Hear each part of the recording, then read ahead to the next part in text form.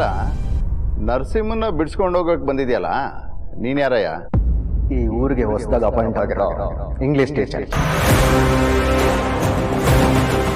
ಓಹೋ, ಮೇಷ್ಟ್ರು ಅಲ್ಲಯ್ಯ. ಮಕ್ಕಳಿಗೆ ಬುಕ್ ಹಿಡಿದು ಪಾಠ ಹೇಳ್ಕೊಡೋದು ಬಿಟ್ಟು ಮೇಷ್ಟ್ರಿಗೆ ಹೊಡೆದವನ್ನ ಬಿಡಿಸ್ಕೊಂಡು ಹೋಗಕ್ಕೆ ಬಂದಿದೆಯಲ್ಲಯ್ಯ, ಯಾಕಪ್ಪ? ಅವ್ರು ಯಾವ ತಪ್ಪು ಮಾಡಿಲ್ಲ ಸರ್. ಅಕ್ಕ, ಅವ್ರು ನೋಡಕ್ ಹಿಂಗಿದ್ದಾರೆ.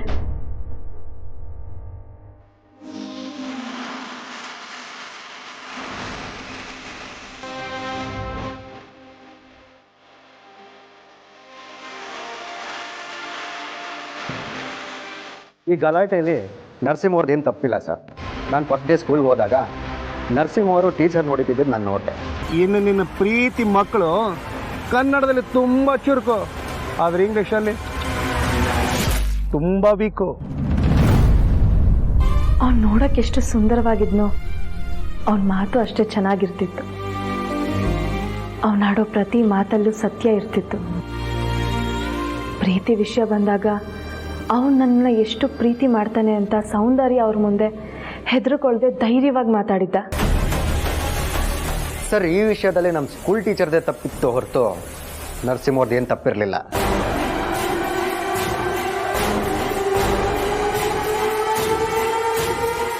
ಅದು ಹೇಗಪ್ಪ ಹೇಳ್ತೀಯಾ? ಇಂಗ್ಲೀಷ್ ಓದಕ್ಕೆ ಬರಲ್ಲ ಅಂತ ಮಕ್ಳಿಗೆ ಯಾರಾದರೂ ಹೊಡಿತಾರ ಸರ್? ಅದು ಅಲ್ಲದೆ ಕನ್ನಡದ ಬಗ್ಗೆ ಕೇವಲವಾಗಿ ಮಾತಾಡ್ತಾರೆ. ಅವನು ತುಂಬ ಸ್ವಾಭಿಮಾನಿಯಾಗಿದ್ದ. ನಾನು ಇಂಗ್ಲೀಷ್ ಟೀಚರ್ ಆದರೂ ಕನ್ನಡಕ್ಕೆ ನನ್ನ ಮೊದಲ ಆದ್ಯತೆ. ಇಂಗ್ಲೀಷ್ ಕಲಿಬೇಕು, ಕನ್ನಡ ಉಳಿಬೇಕು. ಇಂಗ್ಲೀಷ್ ಭಾಷೆ ಏನಿದ್ರೂ ವ್ಯವಹಾರ ಜ್ಞಾನಕ್ಕೆ ಬೆಳೆಸ್ಬೇಕು. ಆದರೆ ಕನ್ನಡ ನಮ್ಮ ಹೃದಯದಲ್ಲಿರಬೇಕು.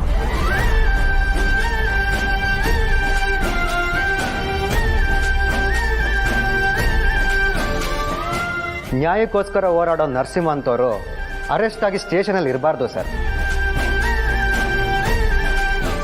ನರಸಿಂಹ ಅವ್ರ ವಿರುದ್ಧ ನಮ್ಮ ಸ್ಕೂಲಿಂದ ಯಾರೂ ಕಂಪ್ಲೇಂಟ್ ಕೊಟ್ಟಿಲ್ಲ. ಒಂದು ವೇಳೆ ಕೊಟ್ಟಿದ್ರು ಅದನ್ನ ನಾನು ವಾಪಸ್ ತಗೋತೀನಿ. ಅಲ್ಲ, ಇಷ್ಟೆಲ್ಲ ಮಾತಾಡೋ ನೀನು ಕನ್ನಡ ಮಾತ್ರ ಗೊತ್ತಿರೋ ಮಕ್ಕಳಿಗೆ ಇಂಗ್ಲೀಷ್ ಹೇಗಪ್ಪ ಕಲಿಸ್ತೀಯಾ? ಇಂಗ್ಲೀಷ್ ಭಾಷೆ ಬಗ್ಗೆ ನಮ್ಮ ಮಕ್ಳಿಗೆ ಇಲ್ದಿರೋ ನಾಲೆಜ್ನ ಇಂಪ್ರೂವ್ ಮಾಡ್ತೀನಿ. ಅವ್ರ ಜೊತೆ ಸ್ಕೂಲಲ್ಲಿ ಇಂಗ್ಲೀಷಲ್ಲೇ ಮಾತಾಡ್ತೀನಿ. ಎಲ್ಲದಕ್ಕಿಂತ ಹೆಚ್ಚಾಗಿ ಮಕ್ಕಳನ್ನ ಒಳ್ಳೆ ಫ್ರೆಂಡ್ಸ್ ಥರ ಟ್ರೀಟ್ ಮಾಡ್ತೀನಿ. ಆಗ ಅವರು ಇಂಟ್ರೆಸ್ಟಿಂದ ಈಸಿಯಾಗಿ ಇಂಗ್ಲೀಷ್ ಕಲಿತಾರೆ.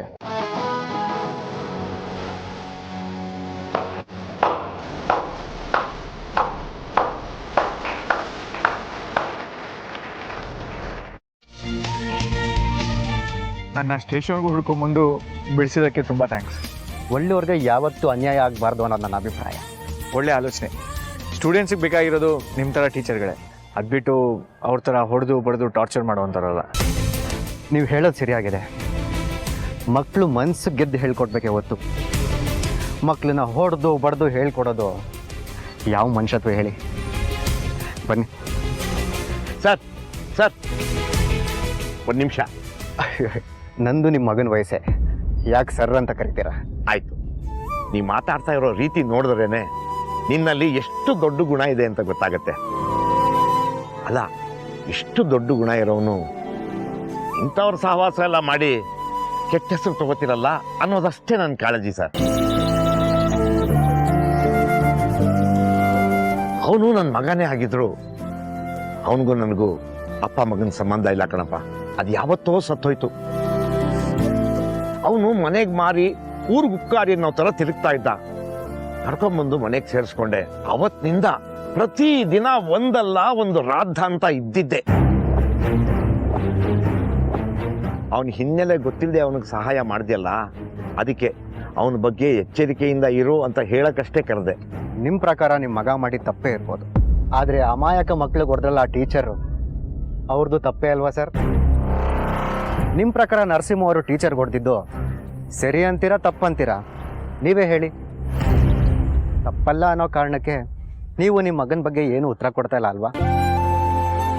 ಯಾರು ಬೇಕು ಅಂತ ತಪ್ಪು ಮಾಡಲ್ಲ ಸರ್, ಪರಿಸ್ಥಿತಿ ಹಾಗೆ ಮಾಡ್ಸತ್ತಷ್ಟೆ.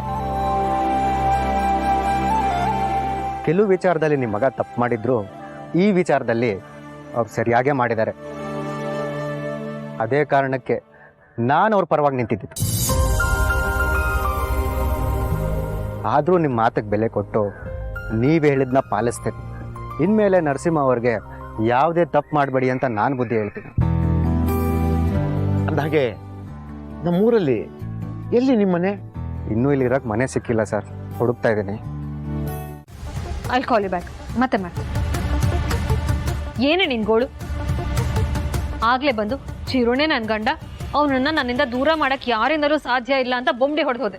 ಈಗ ಮತ್ತೆ ಬಂದಿದ್ದೆಲ್ಲ ಏನ್ ಹೇಳ್ಬೇಕು ಅನ್ಕೊಂಡಿದ್ಯಾ? ನೀವ್ ನಿಜವಾಗ್ಲೂ ಮನುಷ್ಯ, ನಿಮ್ಮಲ್ಲಿ ಒಂದ್ ಚೂರಾದ್ರೂ ಒಳ್ಳೆತನ ಇದೆಯಾ?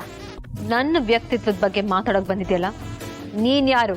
ಈ ಮನೆ ಸೊಸೆ. ಅದು ಇನ್ ಸ್ವಲ್ಪ ದಿನ ಮಾತ್ರ. ಆಮೇಲೆ ನಿನ್ನ ಎಲ್ಲಿಗೆ ಪಾರ್ಸಲ್ ಮಾಡ್ಬೇಕು ಅಂತ ಗೊತ್ತಿದೆ. ಮೊದ್ಲು ಬಂದ ವಿಷಯ ಹೇಳು. ಗಂಟು ಮೂಟೆ ಕಟ್ಟಿ ಯಾರನ್ನ ಪಾರ್ಸಲ್ ಮಾಡ್ತಾರೆ ಅನ್ನೋದು ಭವಿಷ್ಯದ ಮಾತು. ಸದ್ಯಕ್ಕೆ ವರ್ತಮಾನದಲ್ಲಿ ಇರೋ ನಿಮ್ ಸ್ಥಾನನ ಭದ್ರ ಮಾಡ್ಕೊಳ್ಳಿ. ಭೂತ್ ಕಾಲದಲ್ಲಿ ಮಾಡಿರೋ ನಮ್ ತಪ್ಪಿಗೆ ನಿಮ್ ಸ್ಥಾನಕ್ಕೆ ಯಾವಾಗ ಕುತ್ ಬರುತ್ತೋ ಗೊತ್ತಿಲ್ಲ. ಕರ್ಮ ಯಾರನ್ನೂ ಸುಮ್ನೆ ಬಿಡಲ್ಲ, ಹುಡ್ಕೊಂಡ್ ಬಂದ್ ಹೊಡಿಯತ್ತೆ. ಏನು ಬ್ಲ್ಯಾಕ್ ಮೇಲ್ ಮಾಡ್ತಿದ್ಯಾ? ಅದೆಲ್ಲ ಮಾಡೋದ್ ನೀವು ಅಂತ ಇವತ್ ಗೊತ್ತಾಗ್ತಿದೆ. ನನ್ ಪ್ರೀತಿ ಕಿತ್ಕೊಳ್ಳಕ್ಕೆ ಇಷ್ಟೆಲ್ಲ ಪ್ರಯತ್ನ ಮಾಡಿದ್ ನೀವು ಅನ್ಯಾಯವಾಗಿ ಅರ್ಚನಾ ಅಕ್ಕ ಪ್ರೀತಿನೂ ಕಿತ್ಕೊಂಡಿದ್ದೀರಾ ಅಲ್ವಾ? ನಾಚಿಕೆ ಆಗಲ್ವಾ ನಿಮ್ಗೆ? ನ್ಯಾಯ ಕೊಡ್ಸ್ಬೇಕಾಗಿರೋ ಸ್ಥಾನದಲ್ಲಿ ಇರೋರು ಇನ್ನೊಂದ್ ಹೆಣ್ಣಿಗೆ ಅನ್ಯಾಯ ಮಾಡಿದ್ರಲ್ವಾ?